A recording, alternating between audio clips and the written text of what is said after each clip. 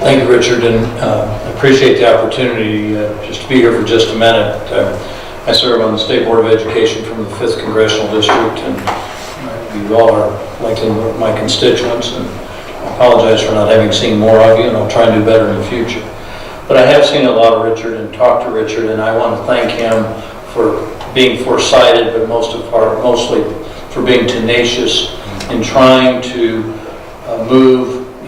We're not trying to change the direction of education, we're just trying to get the ship to move a little bit, and it's a big freighter and it's been in motion for a long time.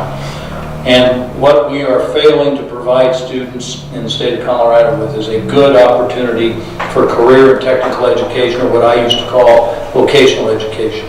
We have far too many kids that are accumulating far too much debt, going to college, getting degrees that when it comes to paying back that debt, the return on investment is just not there. If we can provide these kids with reasonable, good alternatives, we will be doing not only them a great service, but we will be doing our state and our society a great service.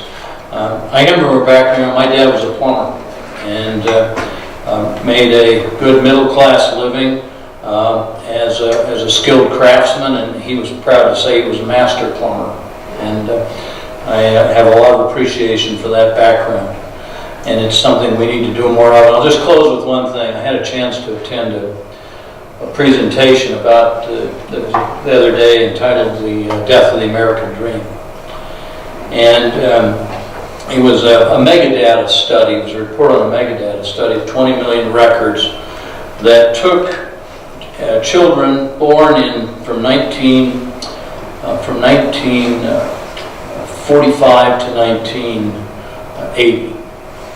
And the premise was, what percentage of the children born, and the year I paid attention to was the year I was born, 1947, what percentage of the children born in that year by age 35 made more money than their parents on an inflation-adjusted basis? The answer was 92%.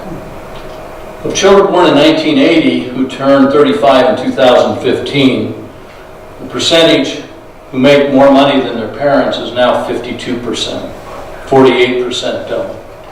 And that really is, when you look at what at least my parents aspired for me, we're failing to deliver that. And in large measure, we're failing to deliver that because we're not training people for needed skills that pay, frankly, very good wages. And if as a society we don't start holding those crafts and trades and the modern equivalent thereof and providing them with the proper respect and providing people with the proper opportunity to achieve that kind of education, it's shame on us. So I want to thank Richard for what he's doing, because I think what he's doing has a direct effect on trying to preserve the American dream, and I for one appreciate it. Thank you, Richard.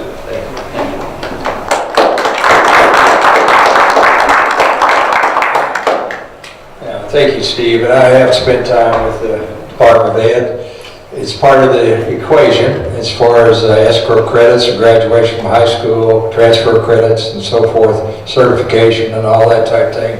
It is, and they have an attitude of listening and trying to help where they can. And so I want to thank you all for coming. I know you're busy men and women. I appreciate that. And I want to thank Kirsty for helping with some goods. And City Market went in and donated some of that food, and please eat it. There's a lot of coffee, and it's best to have too much and not enough. But anyway, help yourselves to that any time. The speaker today is Tim Kistler. Right? He's a superintendent at Peyton. He's also the director of the mill. And as I mentioned, I went in and visited. I was felt like a dummy, because I remember shop class when I was there, and it's different. And I commend him. And this is their second year, and he'll tell you how they developed it, and I want your thinking as to if there's something that's needed here, can it happen here? And when I think about it, gentlemen, I was a teacher, counselor, principal, superintendent, and so forth. I'm kind of a big stickler on reading, because I think reading is the divider and the equalizer in our culture. If you can't read and determine what you're reading and then apply it, you're in big trouble. And I think I've been around school a long time, a lot of those guys and ladies, they aren't motivated, they don't see a reason why. And I think if we can offer some hands-on, some skill sets that are very much needed everywhere, and especially in our area, then you'll see the bar go up as far as their achievement and so forth in the class. So when I think about it, I also think regional. I think Lake, Park, and Chafee. And I really believe if we don't come together and work together in unity, then we're going to hang here and probably slide depending on the economic movements and so forth. So I hope we can talk about that. I think it's a question of unity and developing what's best for our young people, what's best for our adults, what's best for retired people who need services, and that type of thing. We're at that point where I really believe we have to move in that direction. So I'd like to introduce Tim, and he'll tell you about their program, and I've asked him to more or less outline what we can do. I know we're a little different. We're probably construction, builder trades, and we're hospitality, and we're also moving into technology, which they have two of those, I believe, building trades and technology, but hospitality is not an area that they have needs in. So what I would like, if you'll come, please ask the questions that you have, and we'll get through this. So, Tim, come on. Hey, well, thank you very much. My lawyer always tells me you got to start off with disclaimers. So I'm not your normal education person, so I may say some disparaging things about education. I was a PE teacher. But I also encourage the teachers that don't take away PE from students to punish them, because you'll be affected in the classroom. And I think this leads to this a little bit as well, because if you get students starting to use their hands, if you start getting students to be able to use the skills, you will see improvements in education. Because there's some students, that's what they're there for. They really need to use their hands. And then the other thing is, I'll probably trip over the wires, and I'll probably say some stupid things. So beyond that, hopefully what I'm telling you here today, yes, I am so proud of what we've been able to do. In Peyton, this is our 4th year that we have now done the woods manufacturing. In Whitefield, it's more of a partnership, and I'll go on along to tell you a little bit about that. So, not to bore you much, but we're a 4-day school week. We have about 600 students. Our state funding is about 8,600 per student. We have a pre-K through 6 building. We have a middle school, high school with a whole bunch of modulars. And we do have our old abandoned building. If any of you ever went out to Peyton to play it before, that was the 1957, 1964, 1968, 1972, and 1982 editions under our old facility. So that's now where we hold our career technical education. In 2015, I went out to Oregon. One of my ex-board members saw that this gentleman had won a national award through the WMMIA, or Woods Manufacturing International Association, beat out some IKEA, beat out some large companies about how he was changing education within the classroom. What he was doing is he was trying to get kids to come in, learn about lean manufacturing, learn how to be a shop foreman, learn how to be able to supervise. And as I saw what he was doing, it was interesting to me, because in 2008 we had to abandon our middle school, old middle school building, the one I just talked about that was added on and on and on to, because of the economy. We had 3 buildings. We couldn't afford keeping everybody around, couldn't keep the utilities, so we had to condense back to 2 buildings.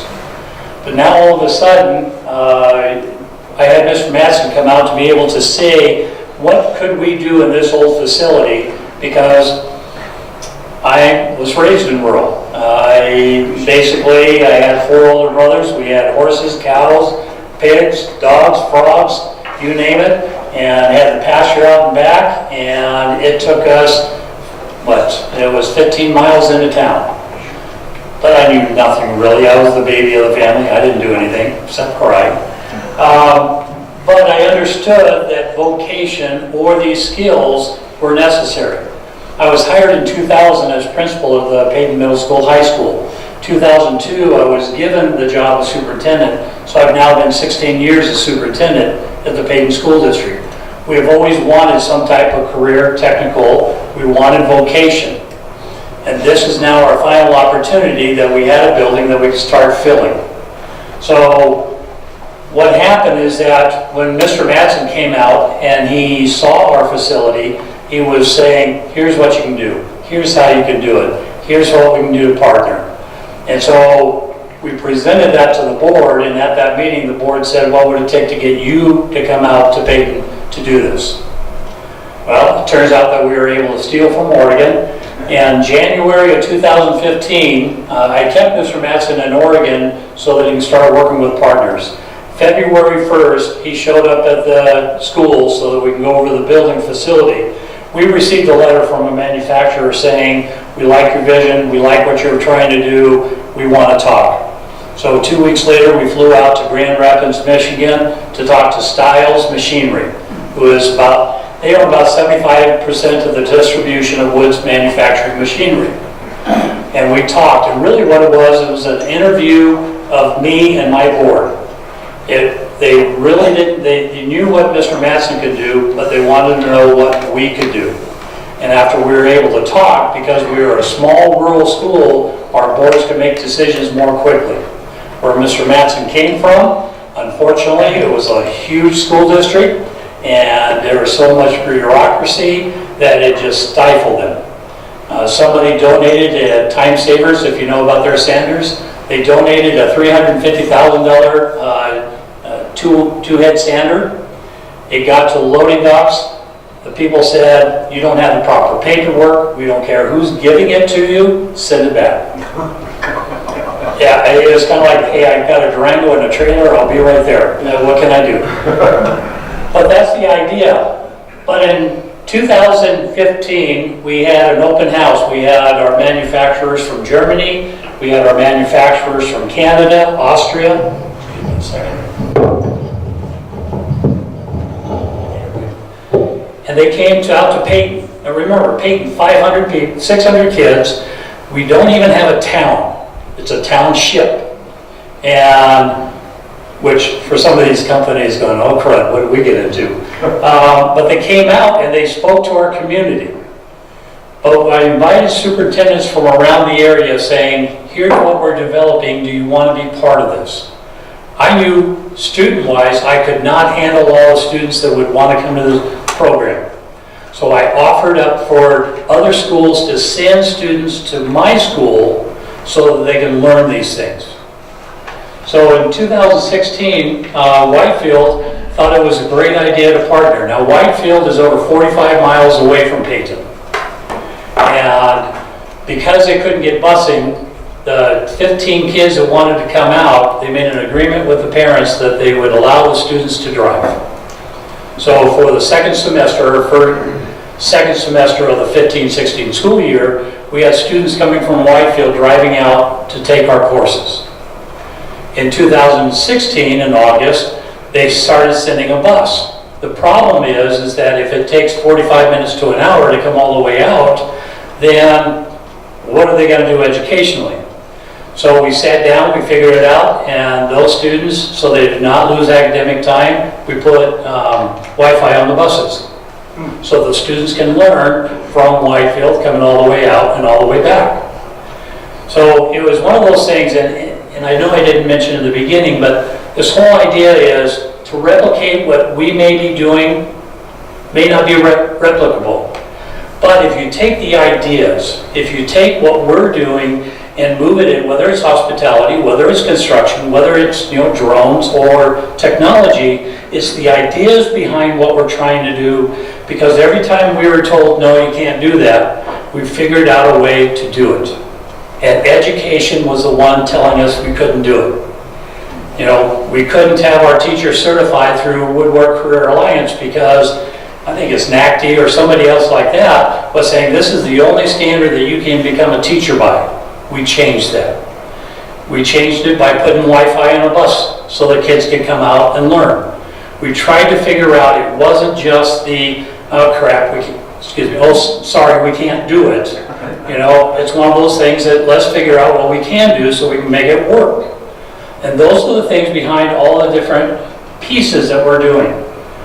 So this is part of a 1997 addition to the Peyton High School because of the growth that started happening, that they put a just kind of a little 2,800 part of a wing on there because our cafeteria was so small we couldn't handle all the kids, so we had to put them somewhere. And then this became the board meeting, the dance hall, where the kids ate, etc. But when we abandoned the building, we put the cheerleaders there. And only because they needed some place because of all their different mats, and the gyms were always being taken up. So we said, why don't you just practice inside this little area? So this is just kind of the wall here that you see. The trophies behind are all the third and fourth places because Buena Vista always took the first places. Is the wall that was the outside before. All right, and a little bit over you would see Peyton School because it was only a K-12 building until 1997. But we've turned it. We've changed it around because of what the manufacturers are doing and businesses. Now, I say manufacturing businesses because what we propose to them is, as educators, excuse me, as an educator, I have screwed up. And I have always told you, business people, this is what your kids need to know. Here you go. We're going to educate them. You take them. It's your job now. But we've figured out that as a career technical or as a business person, I am absolutely clueless.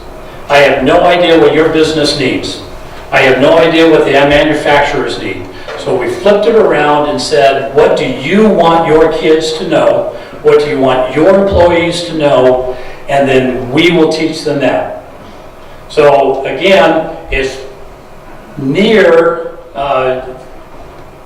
exact time of what you're needing with what we're trying to produce. And that was the most difficult thing, trying to turn that. Now we've created our own curriculum because there's no new Woods curriculum that's been out since I think 1967 was the last time Woods curriculum was changed and is anything new. But what we're able to do is we're saying we need to partner. The only way that as a school district, because we have literally no money, we can't buy these machines and be able to afford it. Now, as part of what the manufacturers and businesses could do, if there's a way of us creating a MOU, a school district memorandum of understanding, is that if you want to allow us to use a machine that you feel your students need to be taught with, then Company X, you provide this machine, make sure we know how to teach that machine, and it's still your machine. It's not mine. Because if we tried to buy all these machines, what would happen within 3 years? You might as well put them at the end of the boat and just, sit out there and fly fish all day. But no, you don't fly fish off a boat. You have to be in the water, standing in water. So this is what we've been doing. And as we look around the facility, well, there's our big window, natural light, kids working. And here's a different angle. So I'll walk away from this. You know what, I have a little button here. All right, these are saw stops. Saw stops. Look on YouTube, the saw stop. That's where if your finger touches the blade, 3/1000ths of a second, you have a compressed air that breaks the blade, drops it down. You won't set a nick on your finger. YouTube it. Or ask your kids to YouTube it for you so that you can see what's going on. But the insurance company loves this. And really, for the safety factor, this is what you really need to have. Now, SawStop didn't work with us. We had to buy our own, but for insurance reason, so it was well worth $5,000 each to be able to save digits. Over here, we have, it's Tiger Stop. That's the automated measuring system. So I can put 12 feet 5 and 92 93rds, and with 1/100th of an inch, measures it accurately. And then you put it through the miter saw, not the chop saw, we had to change words here. The miter saw, then you cut it and you always have those consistent cuts. We do have a 90-degree CTD saw. We have an ironwood, which is part of Styles, the planer. Here's the time saver sander. Here's a dovetail machine. Here's a molder. But what we've done is worked with these manufacturers. And folks, if you have to leave, I'm sorry. Please go ahead. I'm sure you can catch it on tape. Many people have walked out on me before. I'm a superintendent, so they're usually throwing a digit at me on the way out. But what we're trying to create is a lean manufacturing. Yes, it's woods. That's what we're doing because that's the manufacturers and company that's supporting us. But if you can run this as a planer, you could probably do something with irons, metal, carbonite, plastics. It's the same idea on the machines. So they're transferable skills.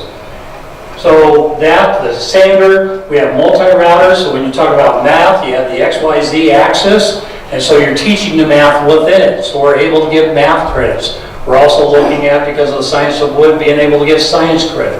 We're also looking at, because of, if you're starting to turn in papers, then there could be some English credits. So this elective type of deal is, man, the kids are in school all day. What in the credit are they going to do to be able to get their, normal credits?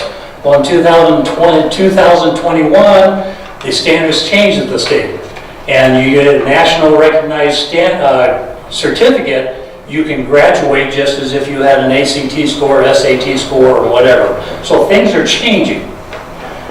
But if you see these banners, and business people, you'll understand this, is what the crud do I get? Crud's okay. What do I get if I'm going to say you can use my machine? Well, this is your return on investment. We put your banners up.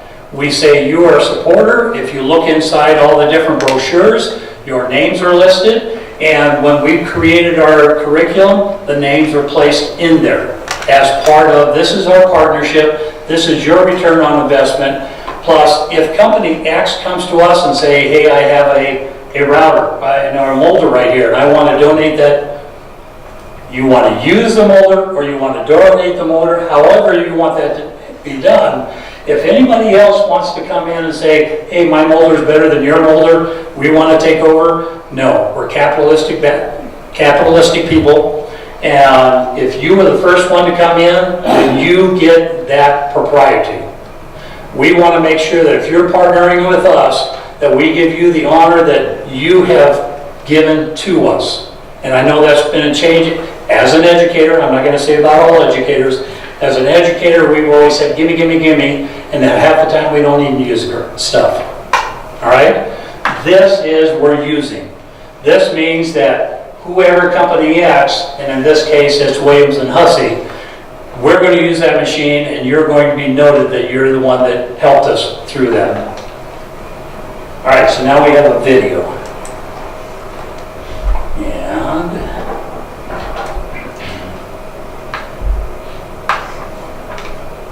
push play.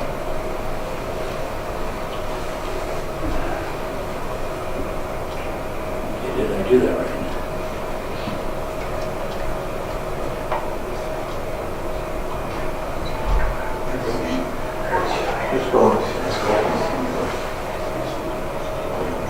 There will be 3.4 million jobs available in the United States in manufacturing. I first learned of the Pink Boots program last October. That's Mr. Campbell from Whitefield. That program was providing for kids. I knew Whitefield needed to be a part of it.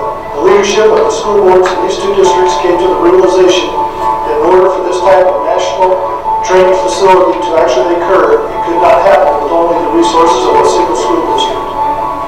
This is your future.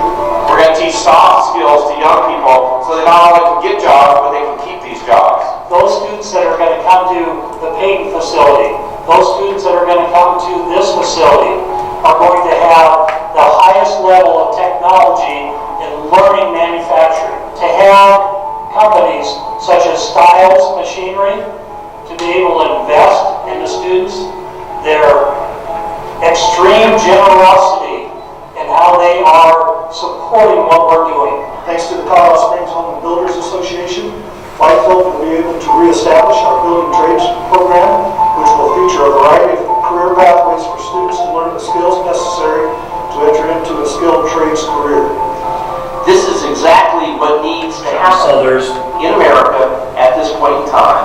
It's exactly what needs to happen in our community to develop a workforce that's going to meet the employment needs. If it's going to be, it's up to me.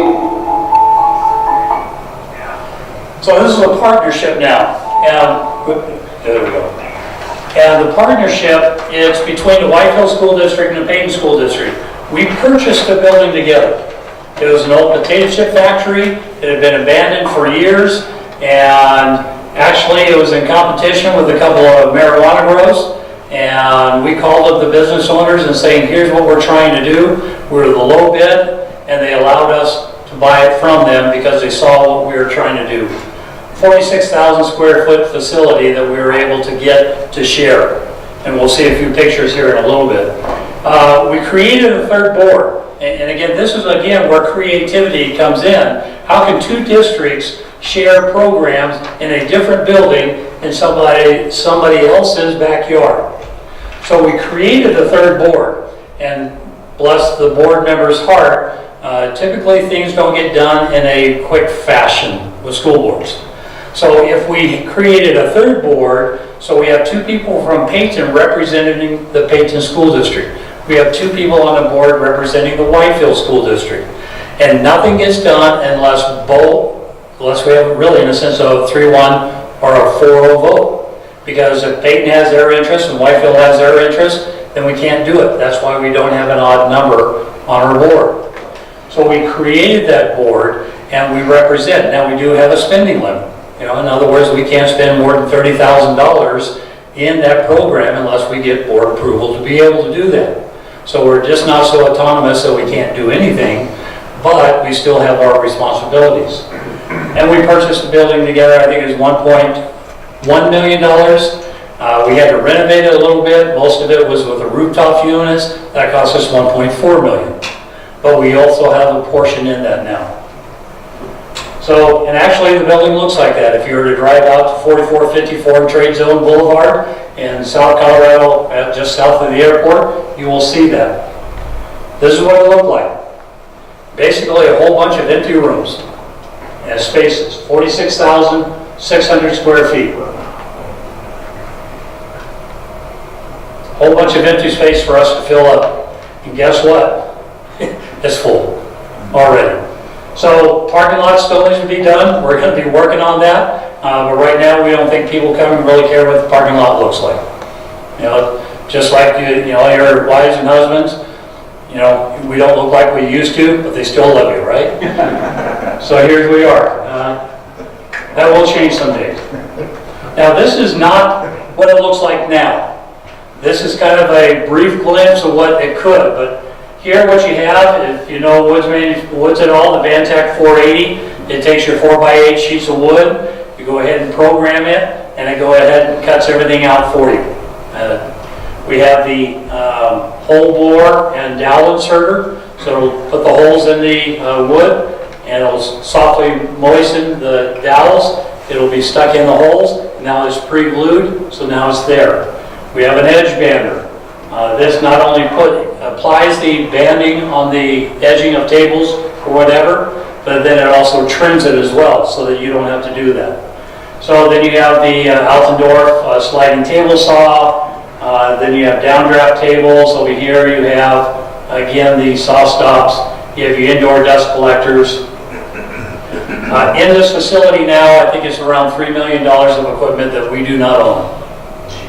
But I hope I don't get too sidetracked, and I apologize. When we sat down with the businesses, what we talked to them about is, what is it they want us to teach? So they gave us a triangle. And they said that top 15% of that triangle is full automation. In other words, you only need sometime a person to be able to turn something on and turn it off. Everything else is done. The next part is that probably 60% is to where it's part automation and part human run. He says right now that probably 80% of the businesses or shops, this is what they know and this is what they understand, this is what we want you to train. So that's what they gave us. And again, they didn't give it to us, it's not ours, it's theirs. I sometimes use the words, but it's still all theirs. Okay, that means I have a video, or just a whole bunch of pictures. I think it's pictures. These are just some of the pieces of machinery. There's the Altendorf. Now this is the construction site. So one thing that Peyton and Whitefield did was that they split up the building. We run our woods manufacturing side, so our teachers go down there and teach. They have the construction side. Now there's probably what you're probably more interested in, but there's a whole bunch of neat toys on our side, so I always want to show you that. But it's construction, so they're working with HBA and HBI. The HBA donated the curriculum, donated some money to be able to have these kids learn the 10 different plumbing, HVAC, electrical, and all those other kind of things. You all would know that, but they're being trained through that. So a lot of our partners, because they also work with construction, donated, allows them to use those machines. So here you have, it's called saw gear. This is the construction part of the Tiger Stop of the automated measuring device. It also can do some moldings here. The DeWalt, that's a Lowe's donation. But because of the roof height, we can't build full buildings in there. So what the kids are learning to do is to build their sheds so that they can take their sheds apart. So they build the rooftops on the side, and then they build their shed, and then wherever they're putting the shed, they take it apart, they deliver it, and then they put it back up. So again, roof doesn't matter, or the height doesn't matter, is because we're able to adjust of what we're doing. Boy, that looks like a whole bunch of... Okay, so this is another cool thing, is that as a 60-year-old man, I know that I can't lift some of these 4x8 sheets of plywood or whatever heck they are. So Schmalz donated this system to where it's vacuum-based. You put it on the piece, you lift it up, and now you can move it over to the Vantec or over to the Altendorf. So if you have these little kids, now they're able to do this because it's the principles of what you're learning. Not necessarily, you're not going to have this out on a construction site, but at least they understand if they go into a woods manufacturing, they'll understand what they can use. Here you can see a little bit more of what we're doing. Now this machine right here, so when we call it a national training center, it's supposed to be for everyone. And I'll tell you a little bit about that a little bit later on. But Stiles Machinery is in direct competition with SCM Smith Corona machines. So Stiles could have said, no, we don't want them in this national training center. We want to display everything that we have. But when we talked to them about it, this is going to be a national training center. We need to do more than just what Stiles does. So we figured out what SCM had that Stiles didn't, and now that's why we have it. It's a box clamp. So basically it gives you direct 90-degree angles. You glue it, it comes together, and with continued pressure, within 5 minutes, it's glued. And now you have perfect rectangles or perfect squares, what you're doing.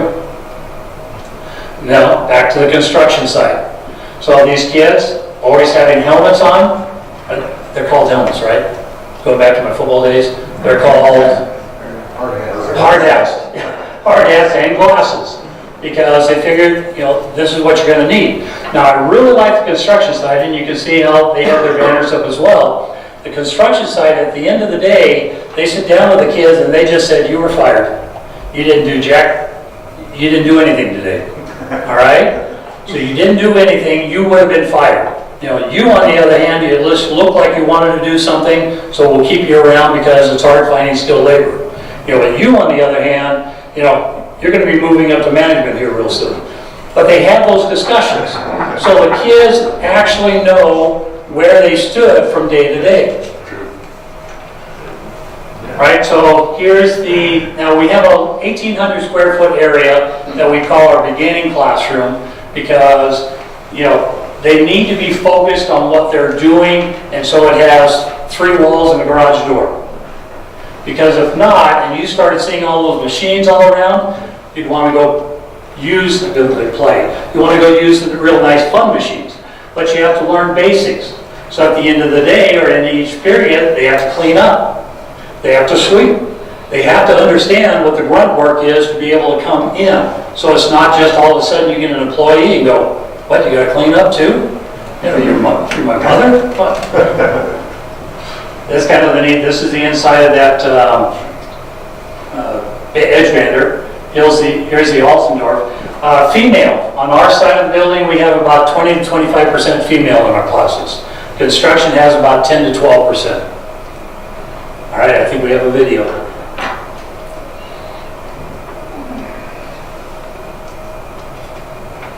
There we go.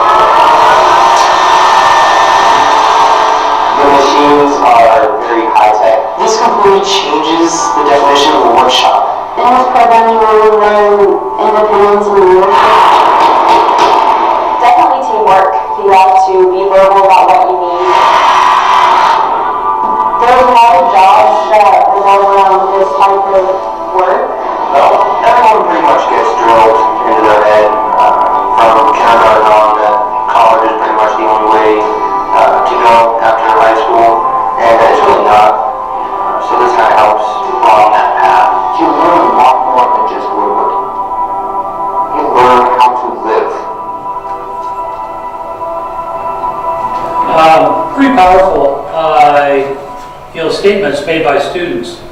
But let me kind of, as we continue to think about what can be done, and again, this is what's done in Peyton and at the mill. But currently, we're working with Styles University. When they sell a machine, they send students and we train their students on the machines that we have. CTE Teacher Academy, work with teachers about how to work with businesses, how to be able to work with industry, different techniques, but also how what you're doing is important to the school. WCA certification for instructors and students. So again, as a student, you're going to need a certification that's nationally recognized. So on the woodworking side, this is what we do. On the construction side, they have the HBA, and they have those 10 certificates that you're able to gain from construction. That's where that comes in. Local businesses being trained, so not only are we training local businesses, if we don't know what to do on the machines, we ask those partners to come in and either train us or help teach the kids. Architects, they're being trained. In other words, we train some of their services for them to come in and start using our machines because they want to do a little bit different things for the people that they serve. So they get to use our machines. Adults being trained. That's not going to happen until the August of 2019, but we'll have adult classes. Red Rocks Community College is currently holding evening classes as a satellite program. Even though they're out of Aurora, they send a teacher down, they use our machines because we're working with wounded warriors and we want to do everything we can to help those men and women out who have served. Those are the things that we're being done. It's no longer a 7:30 to 2:30 facility just for high school students. This is going to be a 7:30 to 10:30 at night facility to be able to be used.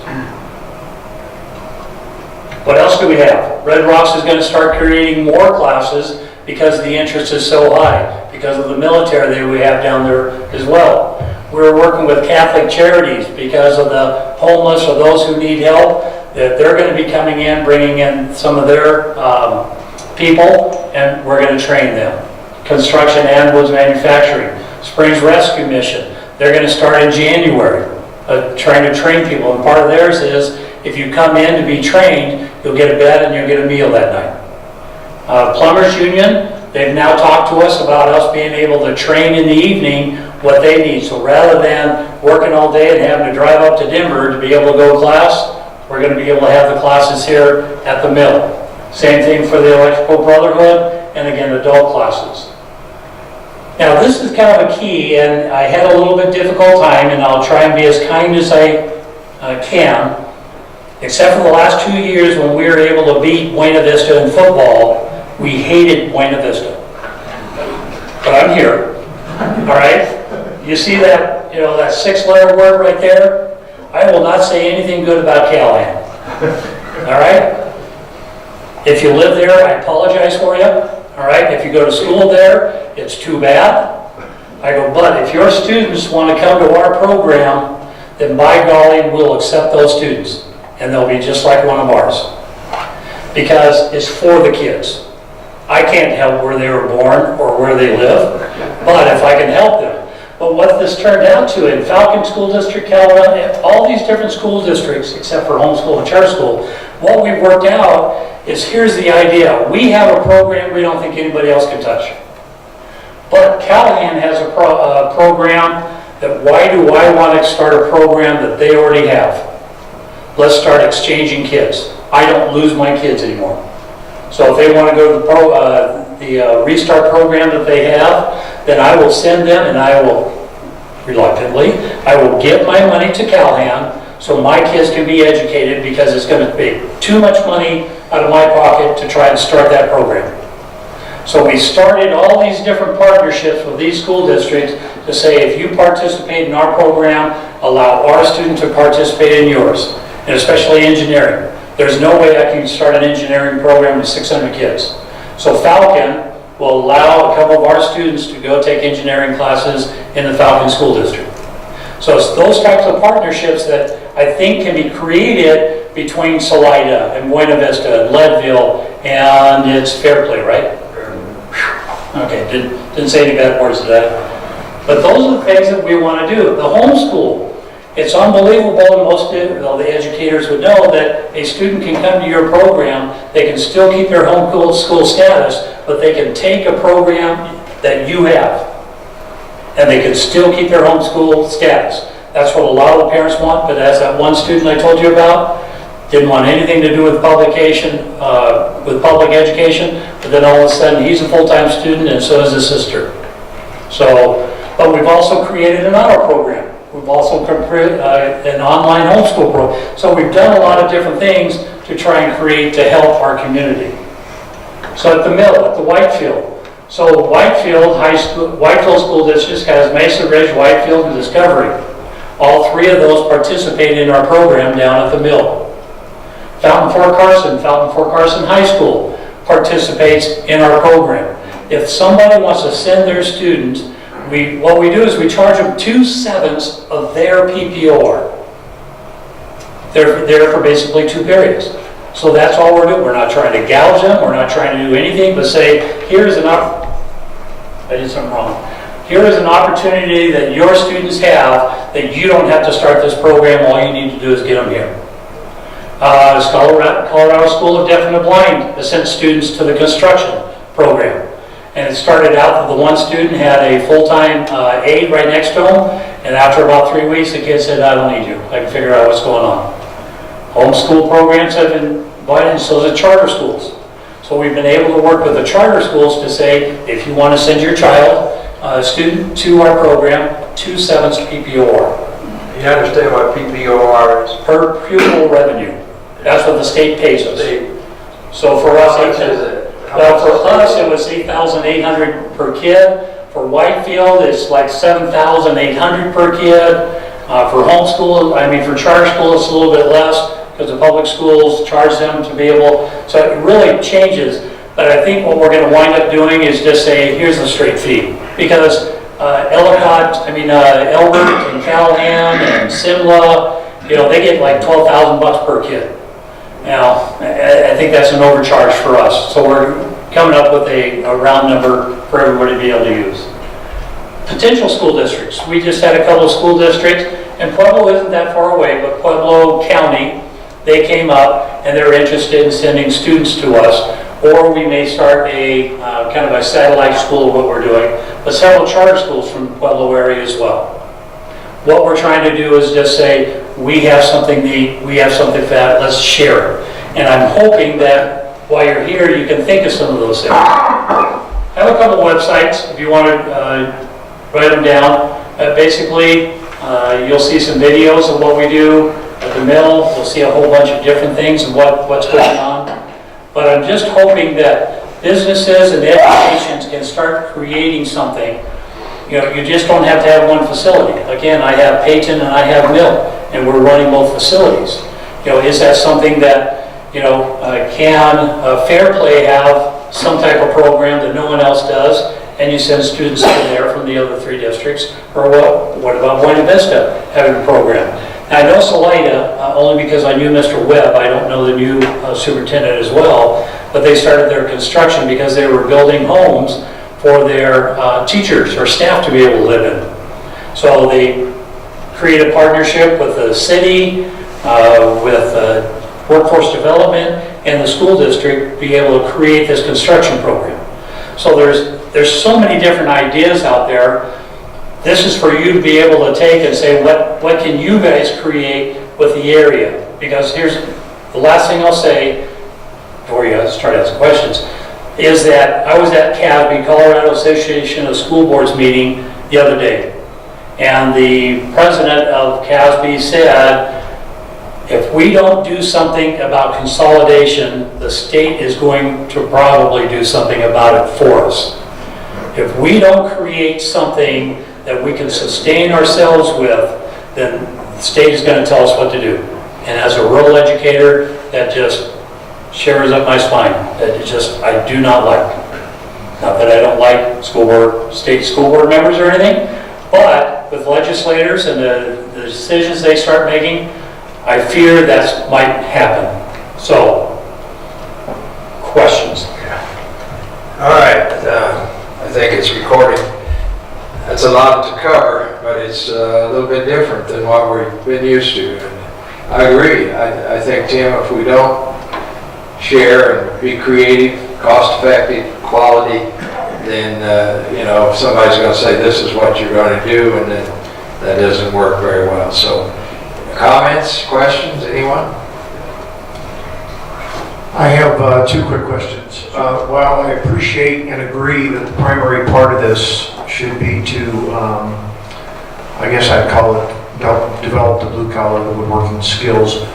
You do mention in your brochure that you also provide kids that are going to college with some additional benefits. What would those be? All right, so first of all, we through Red Rocks, we are able to give college credits. So as they're taking our courses, they can get college credits. Right now, there's about 3 in the woods part of it, but again, at the mill, we've only been there 2 years, and at Peyton, we're now in our 4th year. So it's still continuing to develop because we're working with Red Rocks to say, what courses are we teaching that you have similar that you would say this is college credit, so they can get the dual credits. Okay. The other question I have is, are you doing anything with the people who hire your kids to follow up with them after a period of time to evaluate how well you're meeting their needs? Right, so our main employer right now is Concepts of Millwork out of Colorado Springs. They've been able to take 5 of our kids, and again, most of those have been Peyton kids because they've been through our program for so many years. And we're actually working on something, many things with them. Yes, when our kids go to work there, they will come back and say, these kids are missing these skills. So then we will go back and we'll add that to part of our curriculum or tweak our curriculum a little bit to make sure that these kids are ready. The latest discussion that we're having is to be able to say, with that Woodwork Career Alliance, and it's called a passport, it lists all the different skills that you have, that if we reach this skill, it's worth this much more than what the minimum wage is. So in other words, those kids coming out, if they know these skills, we would be willing to pay them more straight out of high school. Nice thing about 4-day school week with apprenticeships that we've developed and the internships is that because we're 4 days a week, now the school kids, they really have Friday and Saturdays to do their intern or intern work. So yes, we are working with several, but right now, Concept Millwork is the biggest employer for us of what we've been able to do.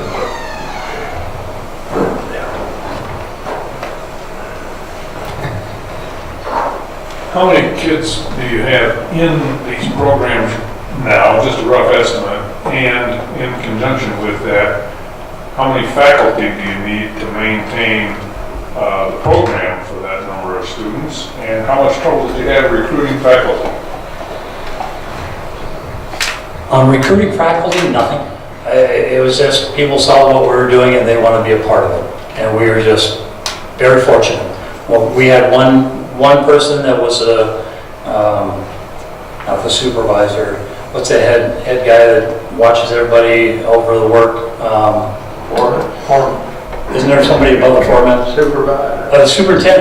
The superintendent of these places, he was a superintendent of starting all the different Hobby Lobbies in California and Arizona, saw what we were doing and said, if I can be a teacher, I'll quit that.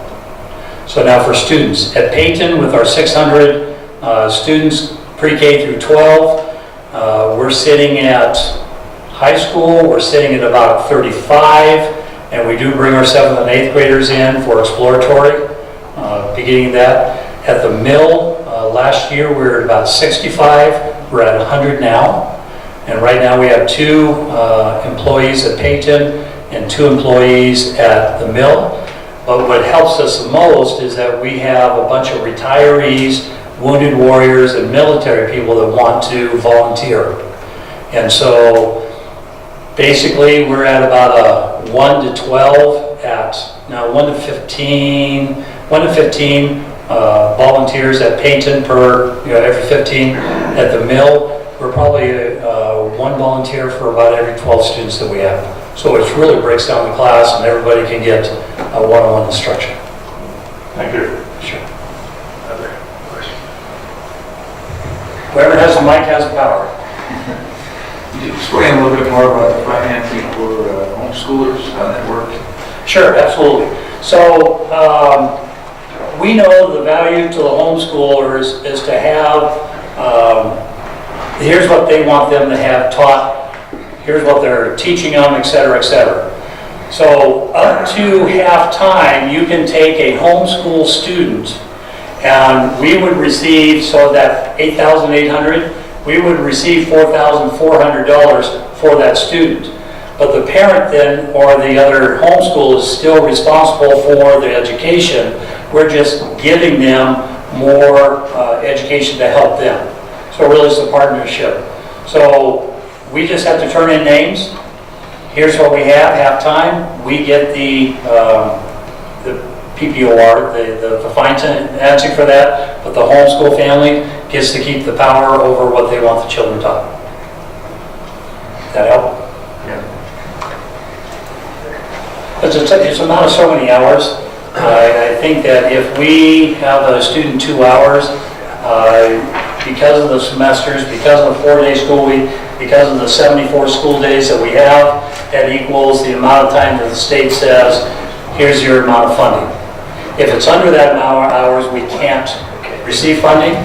And we have several students that come in for an hour a day, but we believe that if we build a relationship with the homeschool families, eventually they will help us out back. So some of the students we don't get funding for. Obviously, a lot of your equipment and everything is high-tech. A little bit. And so I was wondering how you coordinate the computer technology that goes along with this, whether, I saw you had engineering, whether you do any computer-aided drafting and that type of training along with your technical equipment. Right. So even their first year, and first year you could be a freshman, sophomore, junior, or senior your freshman year. And we do take them into the computer and we start teaching them VCarve and SketchUp. Those are the free programs. But that's what we start teaching them is That's the basics of learning with that. By the time they get to the 3rd and 4th year, that's when they start learning more of the CAD stuff. And they're learning blueprints all the way through. What we heard was, man, no one can read blueprints. So not only do they need to draw on the little squares, the grid paper, but then they have to be able to diagram that, and then they're going to turn that into the computer, because we believe that the handwritten skills are more important than just being able to draw it up on a computer, because then it's just a computer doing everything. Do you have plans to add metalworking, welding? So Whitefield right now, because we still have a couple of areas that we can take, Whitefield right now I think is going to move into welding in August of 2019.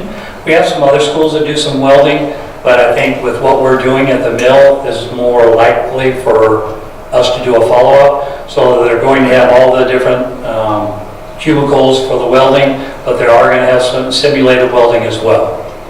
So they'll have some machines. Electrical? Electrical is part of the HVA, and so because this has only been the second year for hook 'em horns, anybody out there? The second year, they have learned electrical, and a matter of fact, last year, one of the students taking the partial electrical out of HVA won the state championship for Skills USA out of electrical and plumbing. So as they move forward, they can go off and into electrical or off into plumbing or project management, but because it's only the second year, we haven't have all the figures attached to that yet. I assume that the way the program is set up is to fill the needs that you see in your area. Now, one thing, and this is all woodworking at this point, basically, except for the electrical, as I noticed. Toward home construction, etc., with wood. What about the big thing in the sky called 3D printing? Have you thought about that at all? Because that is really going to revolutionize everything. It's already in the auto industry, it's in medicine, it's all over the place. Right now, Whitefield has 3D printing inside their school district. We have 3D printing inside our school district. So yes, we already have the initial piece of that, along with coding and cybersecurity. Yeah, I could be another hour here saying all about the autos that we have, the auto mechanics that we have. Phil Longford wanted to partner with us, and yeah, all the programming we have going on. Yeah, that's school-based, because most people now need that school-based wise. Right. But yes, we are in the schools. Just wondered. No, great question. All right. Anyone else with questions? And again, for me, and here's why I'm here.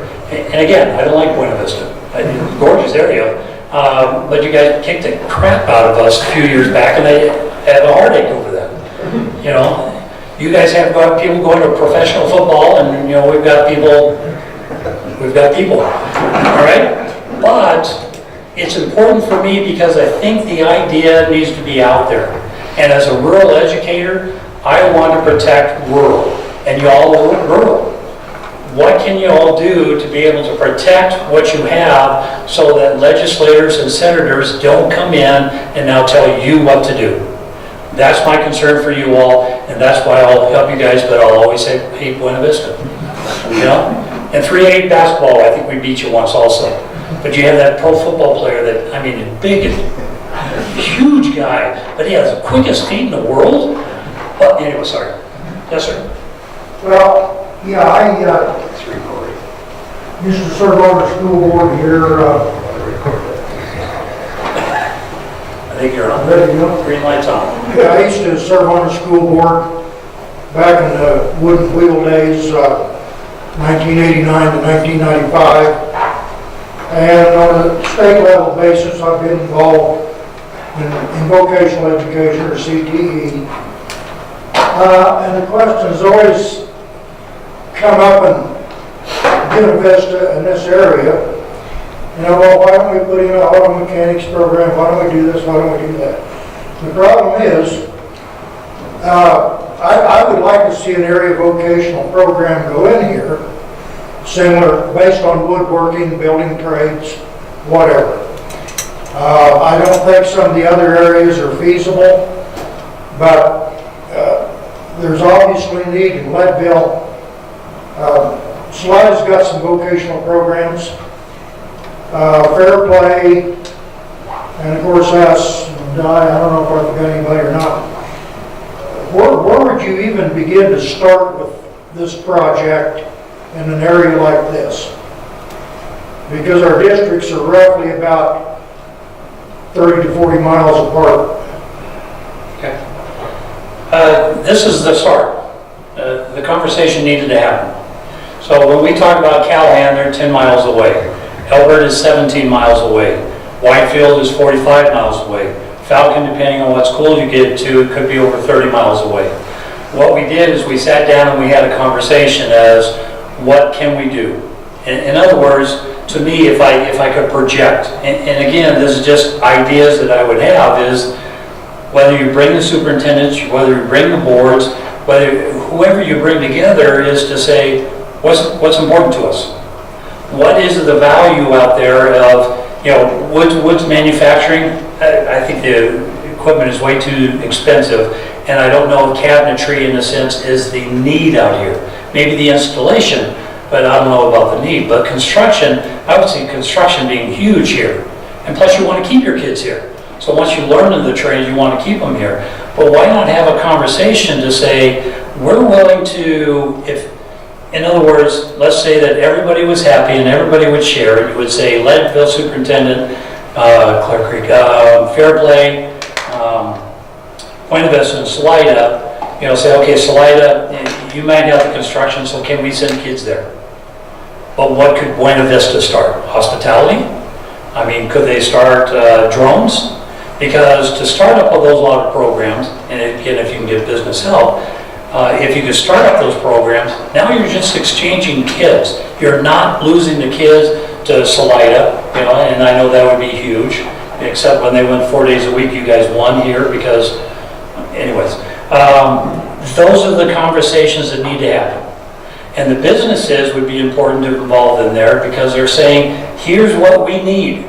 We need these kinds of kids so that, I was talking to, and I apologize for the stories, but I was in a convention and I was talking to some employers in Florida. He said, we have plenty of work, but I can't find employees, and they had to shut down. So I'm sure that you all are a part of that, but if the businesses can't find employees, I'm 61, I can barely get down on my knees anymore. How are we going to be able to replace that? And then that's where Peyton said, it's important enough for us, this is what Peyton started. That's where I would start and again, I'm not here on Peyton, I'm not trying to sell a darn thing. Unless you guys want to buy me lunch or dinner, and then I'll take it. But, I'm off on Fridays.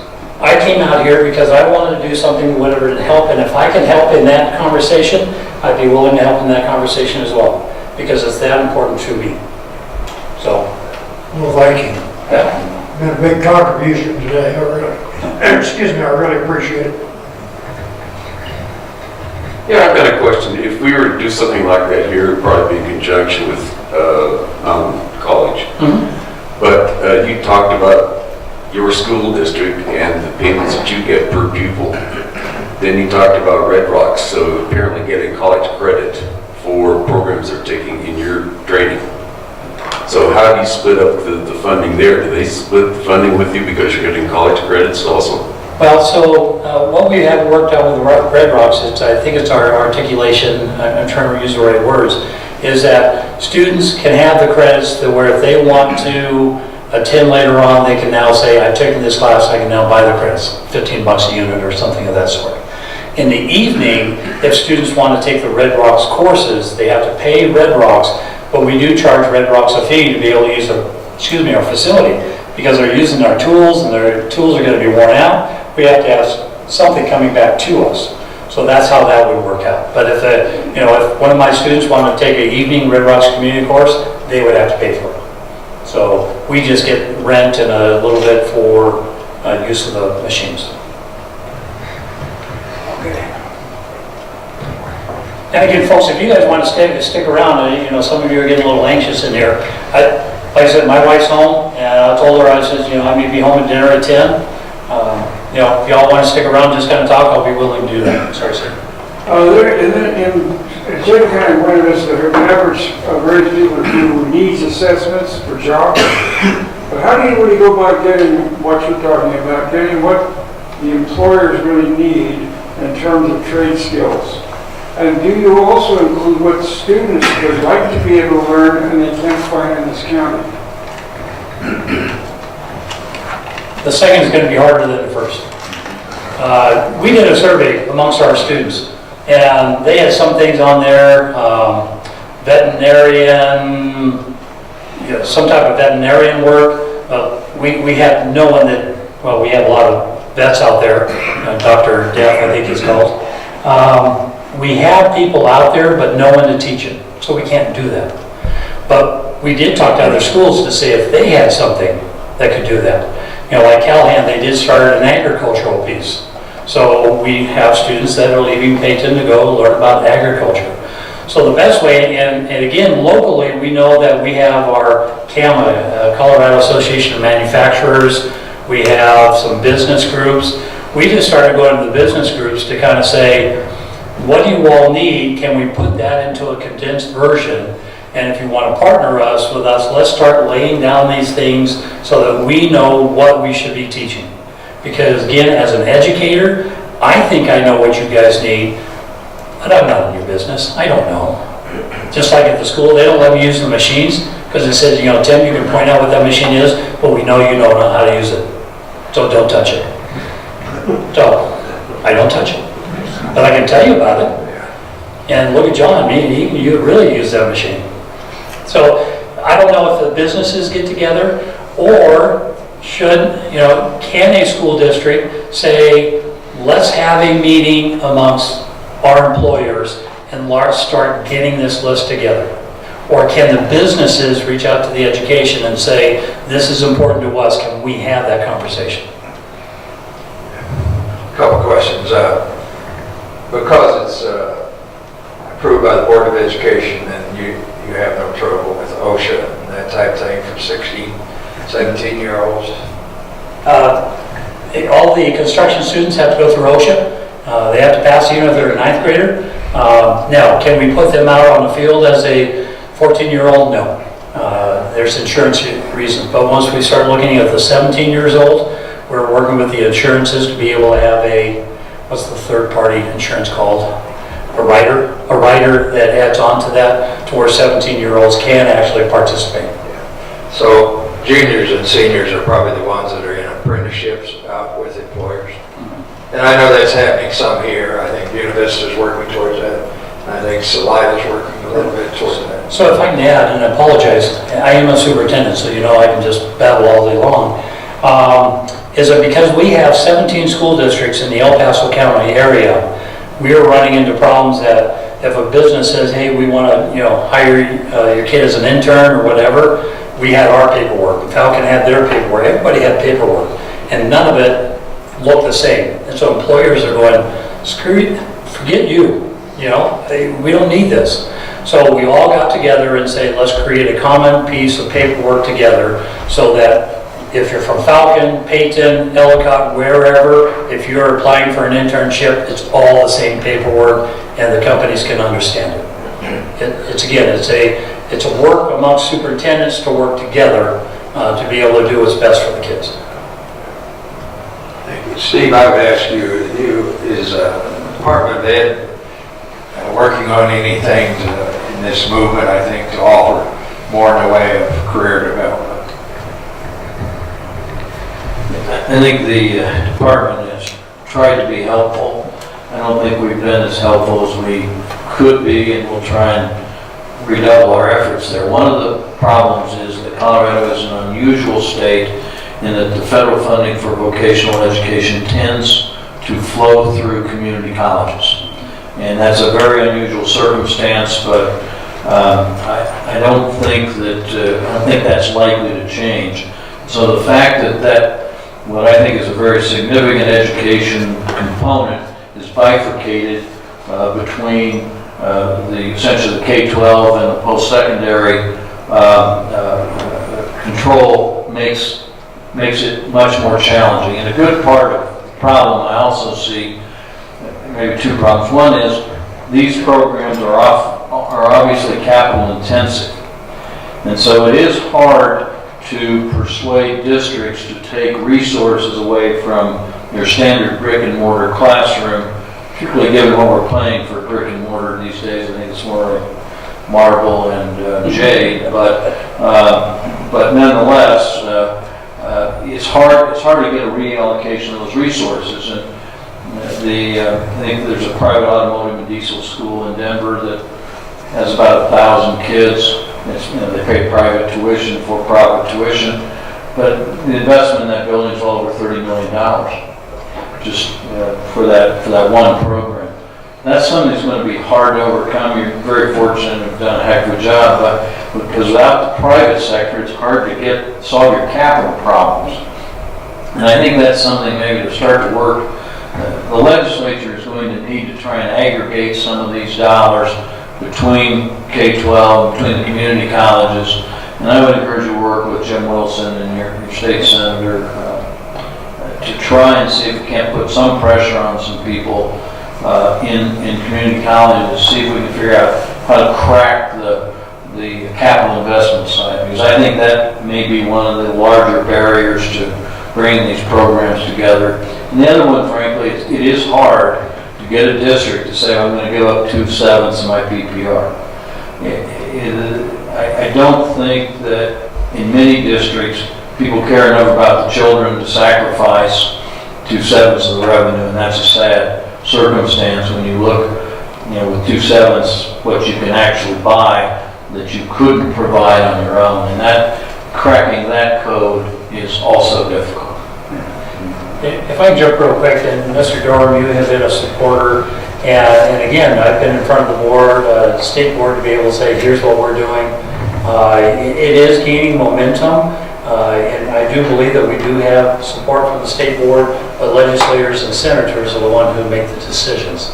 And that's where Jim Wilson comes in, and ours is Paul and Dean, and so those are the types of things that you really need to start talking to them. Jim is a huge support of what we're trying to do, etc. So I apologize, sir. No, you're exactly right. And I would argue the state board has been quite supportive, because you alluded to it. And so the questions, I was going to wait until everybody was gone because I had a lot of them. But maybe I'll reach out via email. But just quickly, being able to offer graduation pathways, I think, was a huge step towards providing high schools with the opportunity to do this. So my question to you would be, when you mentioned 17 years old, and I guess I can go at this two ways. We try to partner with CMC. It's small right here in BV in particular, and there's some debate on whether we're in their district or there are other post-secondary schools looking to try to take us into their district. We've had this conversation for 10 years.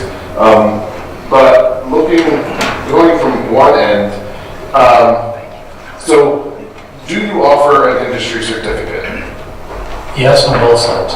Okay. What are they? Well, the Woodward Career Alliance is nationally recognized as that they have these skills, so many skills, that they will recognize that as a certificate that you can graduate with. With the construction side, you have the 10 different certificates within the HBA curriculum, and those would be enough to be able to say certified to graduate. Remember, that doesn't happen until 2020 though, 2021. 2021. And we've been blessed. Our local school board approved those graduation guidelines start for our alternative campus starting last year. And so my question is, do you change academic credit requirements for those students who earn those industry certificates? No, but your career path changes a little bit. Again, the different career paths, and I forgot what it is, man, it's not like a terrible superintendent. I don't even know what, you have to, as a freshman, you have to kind of, hey, here's where I want to go, and then you start following that path. So if a student changes that pathway, sophomore, junior year, then those requirements of graduation will change. Because again, for a student to have to take 4 years of math and all the way up through Algebra 2 or geometry, I think it's really, really difficult if you're deciding that you want to go into trades. So we ask industry, what's the level that we need so that the student will graduate with those. Okay. Did I not answer your question? No, I just had a conversation. Okay. I had a